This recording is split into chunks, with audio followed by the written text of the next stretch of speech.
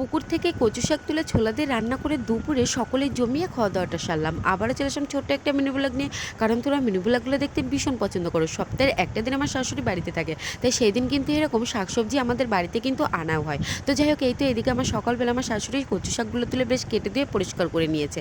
একটা সময় বাপের বাড়িতে থাকতে অনেক পরিমাণে কিন্তু কচু শাক খেয়েছি। সেই সময়টাতে আমার আর আমার দিদির কচু শাক কিন্তু ভীষণ প্রিয় ছিল। এই তো এখানে ধুয়ে কচু শাকগুলো কিন্তু সিদ্ধ করতে বসিয়ে দিয়েছি।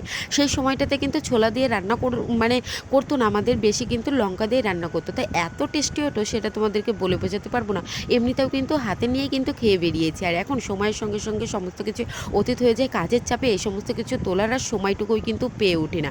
তো এই তো এখানে হচ্ছে আমার শাশুড়িমা যেহেতু কচু শাকগুলো তুলে দিয়েছে, সমস্ত কিছু কেটে বেছে এই তো এখন সিদ্ধ করে ছোলার সঙ্গে পেঁয়াজ সমস্ত কিছু বেশ ভালো করে, লঙ্কা কুচি কুচি করে, রসুন কুচি কুচি করে বেশ সুন্দর করে তেলের সঙ্গে বেশ ভালো করে ভাজা ভাজা করে নিয়ে এই তো এখানে সিদ্ধ করে রাখা কচু শাকগুলো দিয়ে বেশ ভালো করে কিন্তু এখানে আমি একেবারে কিন্তু শুকনো করে রান্নাটা সেরে নেব, না হলে গলা ধরবে আর কি।